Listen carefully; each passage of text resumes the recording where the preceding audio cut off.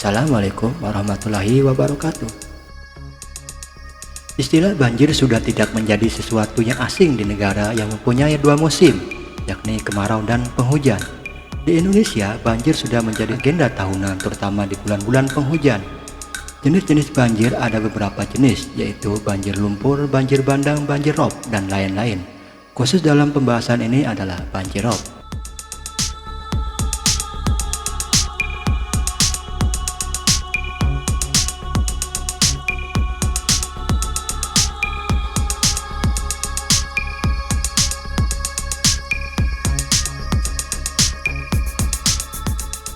Oke, jangan lupa untuk tekan subscribe yang berwarna merah, serta aktifkan loncengnya. Jika video ini bermanfaat bagi Anda, silahkan tekan tombol like, serta beri tanggapan tentang video ini pada kolom komentar. Untuk Anda yang sudah subscribe, semoga rezekinya melimpah dan selalu diberikan kesehatan. Amin, amin, amin, ya robbal alamin.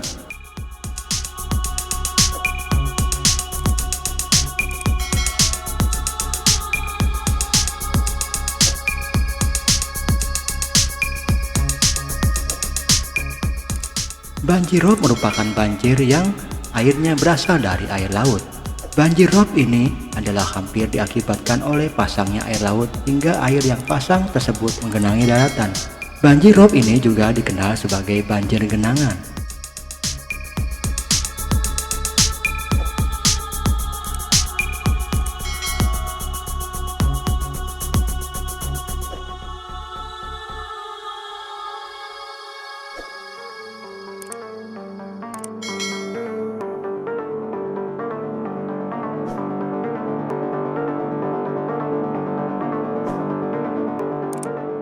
Untuk wilayah yang lebih rendah daripada permukaan air laut, maka dengan meluapnya air laut akibat pasang daerah ini cenderung akan tergenang.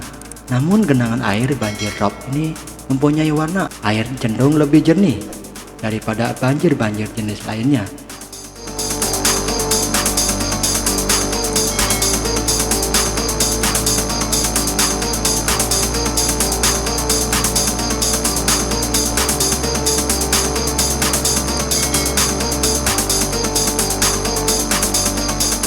Karakteristik atau ciri-ciri banjir rob antara lain: 1. Terjadi pada saat air laut sedang pasang. 2. Warna air tidak terlalu keruh. 3. Tidak melulu terjadi pada saat musim penghujan tiba. Biasanya terjadi pada daerah yang mempunyai wilayah dataran lebih rendah daripada wilayah lautan.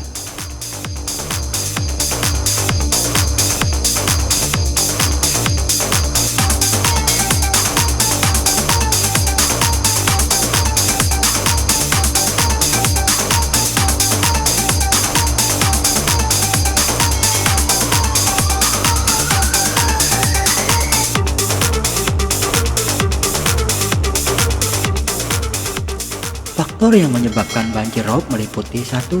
Pemanasan global, di mana suhu rata-rata dunia meningkat, yang akibatnya suhu udara bumi akan panas.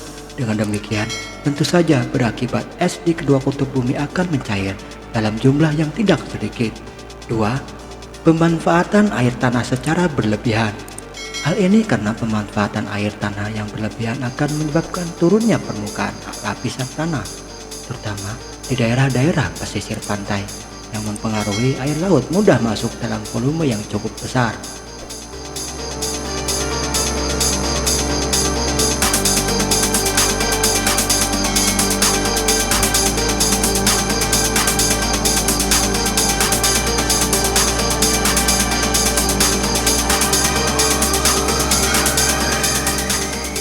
Pembabatan hutan mangrove atau hutan bakau. Hutan bakau atau hutan mangrove ini mempunyai fungsi untuk menahan air apabila gelombang pasang tiba. 4. Keadaan topografi suatu wilayah, yaitu wilayah yang bertipe permukaan tanahnya ada di bawah atau lebih rendah dari permukaan air laut.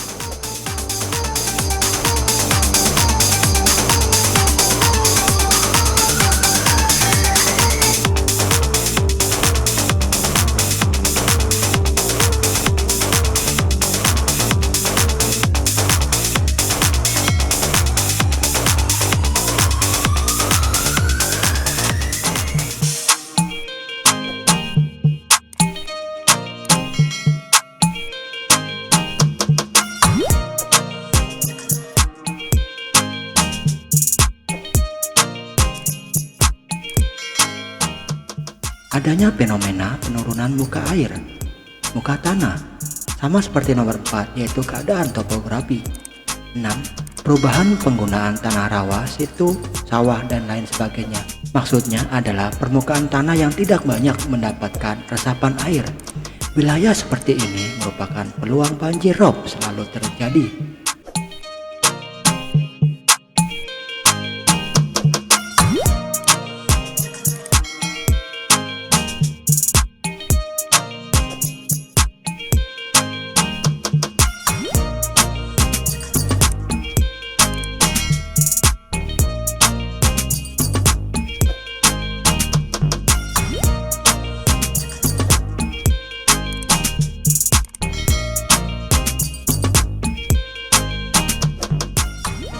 Tujuh, penyempitan bantaran sungai karena sungai yang ada berkurang volume muatan airnya sehingga akan menyebabkan air tersebut meluap-luap ke daratan sehingga akan menyebabkan timbulnya banjir rob tersebut.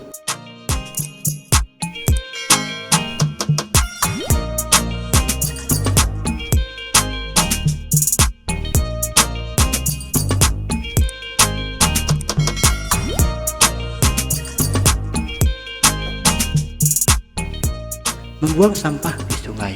Sampah-sampah yang dibuang ke sungai dalam jangka waktu yang tidak terlalu lama akan tertimbun di dasar sungai dan menyebabkan sungai mengalami pendangkalan. Maka debit air di sungai tersebut mengalami pengurangan sehingga pada saat air meluap maka sungai tidak cukup menampung air sehingga air akan meluap ke daratan.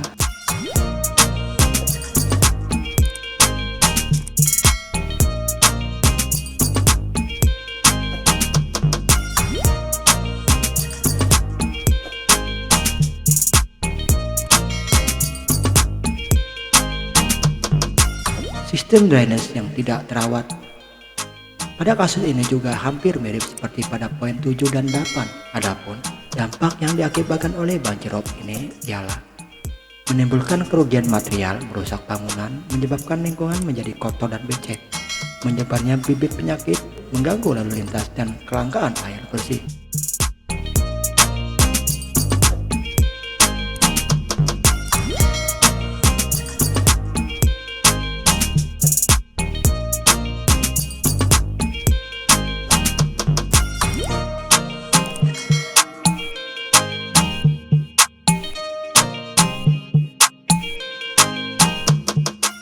Beberapa daerah yang sering terkena banjir rob dan bahkan sudah menjadi agenda tahunan adalah Jakarta Utara dan Semarang. Untuk wilayah lainnya seperti Kalimantan merupakan hal yang biasa pada saat air pasang.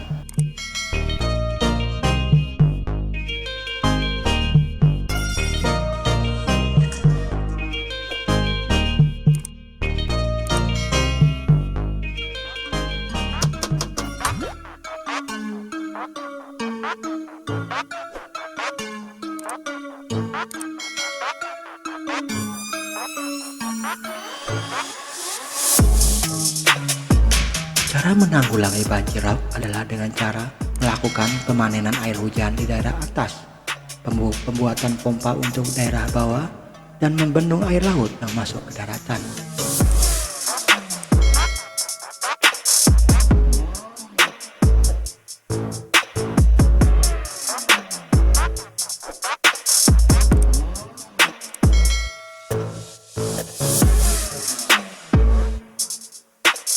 Melakukan konsep waterfront city, yaitu menjadikan air sebagai bagian kehidupan sehari-hari dari masyarakat. Konsep ini dapat diterapkan di daerah yang mempunyai tingkat penurunan tanah yang tinggi.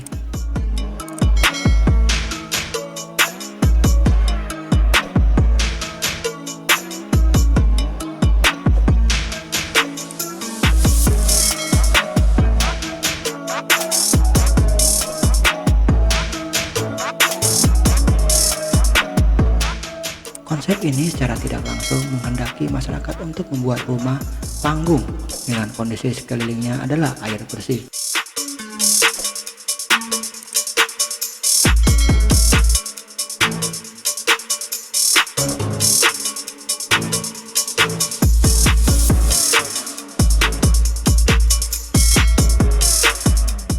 Lakukan konsep tidal gate, yaitu Meletakkan pintu air atau pintu pasang surut di daerah muara dengan tujuan untuk mencegah air laut yang datang dan masuk ke sungai terlalu besar.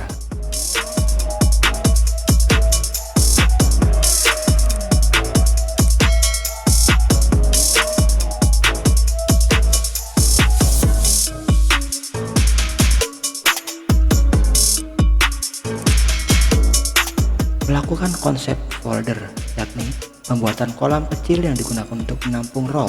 Folder-folder tersebut harus ditata sedemikian rupa dan dilakukan secara terpadu serta menjadi bagian dari drainase kota. Demikian mengenai banjir rob. Semoga bermanfaat. Wassalamualaikum warahmatullahi wabarakatuh.